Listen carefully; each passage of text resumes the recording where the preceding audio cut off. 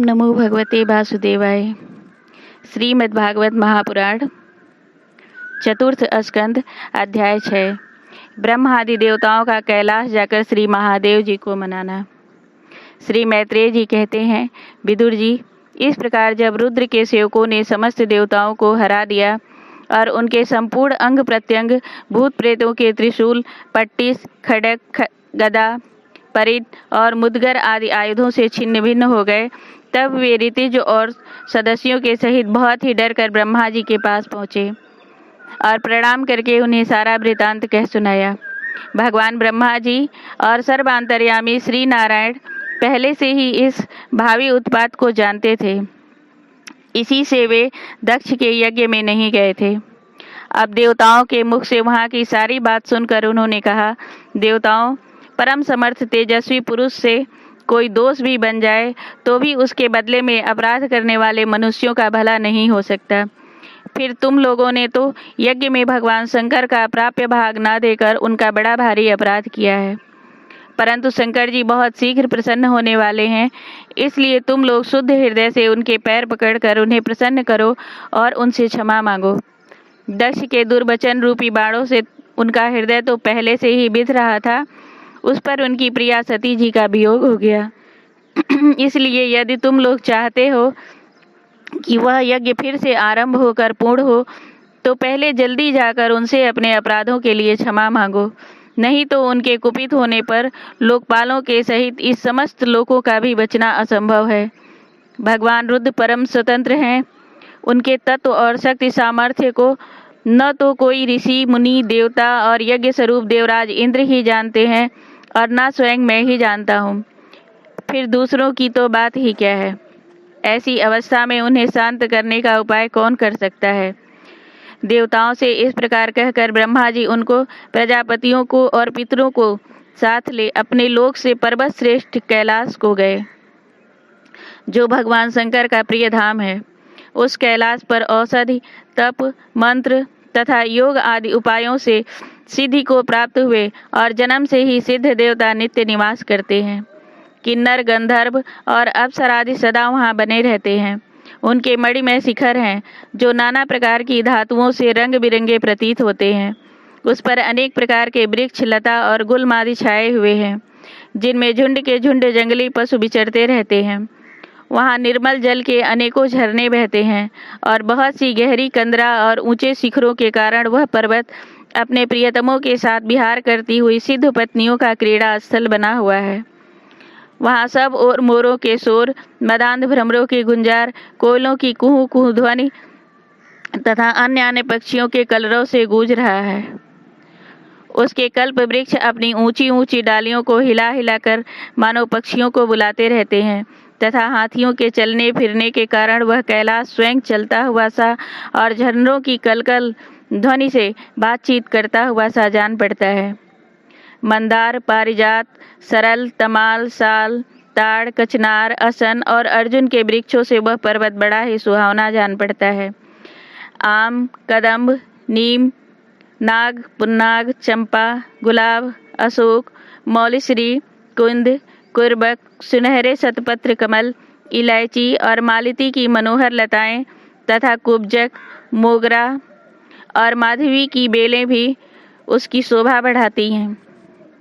कटहल, गूलर, पीपल, बड़, गूगल, भोज वृक्ष, औषधि जाति के पेड़, केले आदि जो फल आने के बाद काट दिए जाते हैं, सुपारी, राजपूग, जामुन, खजूर, आमड़ा, आम, पियाल, महुआ और लिसोड़ा आदि विभिन्न प्रकार के वृक्षों तथा पोले और ठोस बांस के झुरमुटों से वह पर्वत बड़ा ही मनोहर मालूम होता है। उसके सरोवरों में कुमुद, उत्पल, कल्हार और शतपत्र आदि अनेक जाति के कमल खिले रहते हैं। उनकी शोभा से मुग्ध होकर कलरव करते हुए झुंड के झुंड पक्षियों से वह बड़ा ही भला लगता है। वहाँ जहाँ तहाँ हरिण, बानर, सुअर, सिंह, रीछ, शाही, नीलगाय, सरभ, बाघ, कृष्ण मृग, भैंसे, कर्णांत्र, एक पद, अश्वमुख, भेड़िए और कस्तूरी मृग घूमते रहते हैं। तथा वहाँ के सरोवरों के तट केलों की पत्तियों से घिरे होने के कारण बड़ी शोभा पाते हैं। उसके चारों ओर नंदा नाम की नदी बहती है, जिसका पवित्र जल देवी सती के स्नान करने से और भी पवित्र एवं सुगंधित हो गया है। भगवान भूतनाथ के निवास स्थान उस कैलाश पर्वत की ऐसी रमणीयता देखकर देवताओं को बड़ा आश्चर्य हुआ। वहाँ उन्होंने अलका नाम की एक सुरम्यपुरी और सौगंधिक वन देखा, जिसमें सर्वत्र सुगंध फैलाने वाले सौगंधिक नाम के कमल खिले हुए थे। उस नगर के बाहर की ओर नंदा और अलकनंदा नाम की 2 नदियां हैं। वे तीर्थपाद श्री हरि की चरण रज के संयोग से अत्यंत पवित्र हो गई हैं। विदुर जी, उन नदियों में रति विलास से थकी हुई देवांगनाएं अपने अपने निवास स्थान से आकर जल क्रीड़ा करती हैं और उसमें प्रवेश कर अपने प्रियतमों पर जल उलीचती हैं। स्नान के समय उनका तुरंत का लगाया हुआ कुछ कुमकुम धुल जाने से जल पीला हो जाता है। उस कुमकुम मिश्रित जल को हाथी प्यास न होने पर भी गंध के लोभ से स्वयं पीते हैं और अपनी हथनियों को पिलाते हैं। अलकापुरी पर चांदी, सोने और बहुमूल्य मणियों के सैकड़ों विमान छाए हुए थे, जिनमें अनेकों यक्ष पत्नियां निवास करती थीं। इनके कारण वह विशाल नगरी बिजली और बादलों से छाए हुए आकाश के समान जान पड़ती थी। यक्षराज कुबेर की राजधानी उस अलकापुरी को पीछे छोड़कर देवगण सौगंधिक वन में आए। वह वन रंग बिरंगे फल, फूल और पत्तों वाले अनेकों कल्प वृक्षों से सुशोभित था। उसमें कोकिल आदि पक्षियों का कलरव और भंवरों का गुंजार हो रहा था तथा राजहंसों के परम प्रिय कमल कुसुमों से सुशोभित अनेकों सरोवर थे। वह वन जंगली हाथियों के शरीर की रगड़ लगने से घिसे हुए हरिचंदन वृक्षों का स्पर्श करके चलने वाली सुगंधित वायु के द्वारा यक्ष पत्नियों के मन को विशेष रूप से मथे डालता था। बावलियों की सीढ़ियां वैदूर्य मणि की बनी हुई थीं। उसमें बहुत से कमल खिले रहते थे। वहां अनेकों किम पुरुष जी बहलाने के लिए आए हुए थे। इस प्रकार उस वन की शोभा निहारते जब देवगढ़ कुछ आगे बढ़े, तब उन्हें पास ही एक बट वृक्ष दिखलाई दिया। वह वृक्ष 100 योजन ऊंचा था तथा शाखाएं 75 योजन तक फैली हुई थी। उसके चारों ओर सर्वदा अविचल छाया बनी रहती थी, इसीलिए घाम का कष्ट कभी नहीं होता था तथा उसमें कोई घोंसला भी नहीं था। उस महायोग में और मुमुक्षों के आश्रय भूत वृक्ष के नीचे देवताओं ने भगवान शंकर को विराजमान देखा। वे साक्षात क्रोधहीन काल के समान जान पड़ते थे। भगवान भूतनाथ का श्री अंग बड़ा ही शांत था। सनंदनादि शांत सिद्धगढ़ और सखा यक्ष राक्षसों के स्वामी कुबेर उनकी सेवा कर रहे थे। जगतपति महादेव जी सारे संसार के सुहृद हैं, स्नेह बस सबका कल्याण करने वाले हैं। वे लोक हित के लिए ही उपासना, चित्त की एकाग्रता और समाधि आदि साधकों का आचरण करते रहते हैं। संध्याकालीन मेघ की सी कांति वाले शरीर पर वे तपस्वियों के अभीष्ट चिन्ह भस्म, दंड, जटा और मृग चर्म एवं मस्तक पर चंद्रकला धारण किए हुए थे। वे एक कुशासन पर बैठे थे और अनेकों साधु श्रोताओं के बीच में श्री नारद जी के पूछने पर वे सनातन ब्रह्म का उपदेश कर रहे थे। उनका बायां चरण दाईं जांघ पर रखा था। वे बायां हाथ बाएं घुटने पर रखे कलाई में रुद्राक्ष की माला डाले तर्क मुद्रा से विराजमान थे। वे योग पट्ट काठ की बनी हुई टेकनी का सहारा लिए एकाग्र चित्त से ब्रह्मानंद का अनुभव कर रहे थे। लोकपालों के सहित समस्त मुनियों ने मननशील में सर्वश्रेष्ठ भगवान शंकर को हाथ जोड़कर प्रणाम किया। यद्यपि समस्त देवता और दैत्यों के अधिपति भी श्री महादेव जी के चरण कमलों की वंदना करते हैं, फिर भी वे श्री ब्रह्मा जी को अपने स्थान पर आया देख तुरंत खड़े हो गए और जैसे वामन अवतार में परम पूज्य विष्णु भगवान कश्यप जी की वंदना करते हैं, उसी प्रकार सिर झुकाकर उन्हें प्रणाम किया। इसी प्रकार शंकर जी के चारों ओर जो महर्षि सहित अन्य सिद्धगण बैठे थे, उन्होंने भी ब्रह्मा जी को प्रणाम किया। सबके नमस्कार कर चुकने पर ब्रह्मा जी ने चंद्रमौली भगवान से, जो अब तक प्रणाम की ही मुद्रा में खड़े थे, हंसते हुए कहा।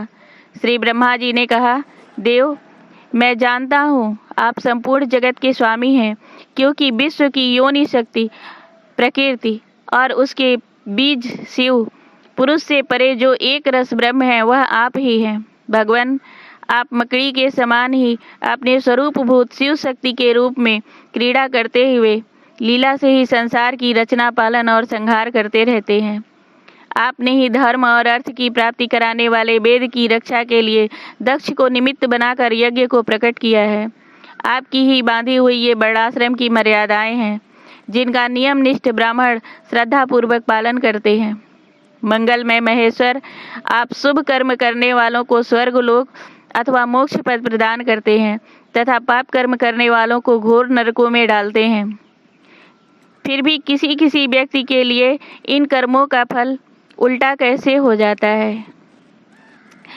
जो महानुभाव आपके चरणों में अपने को समर्पित कर देते हैं, जो समस्त प्राणियों में आपकी ही झांकी करते हैं और समस्त जीवों को अभेद दृष्टि से आत्मा में ही देखते हैं, वे पशुओं के समान प्रायः क्रोध के अधीन नहीं होते।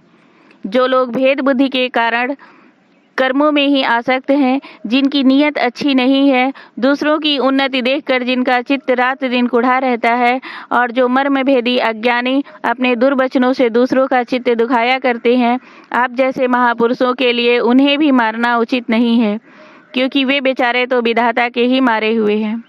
देवाधिदेव भगवान कमलनाभ की प्रबल माया से मोहित हो जाने के कारण यदि किसी पुरुष की कभी किसी स्थान में भेद बुद्धि होती है, तो भी साधु स्वभाव पुरुष अपने पर दुख कातर स्वभाव के कारण उस पर कृपा ही करते हैं। दैववश जो कुछ हो जाता है, वे उसे रोकने का प्रयत्न नहीं करते। प्रभु, आप सर्वज्ञ हैं। परम पुरुष भगवान की दुस्तर माया ने आपकी बुद्धि का स्पर्श भी नहीं किया है।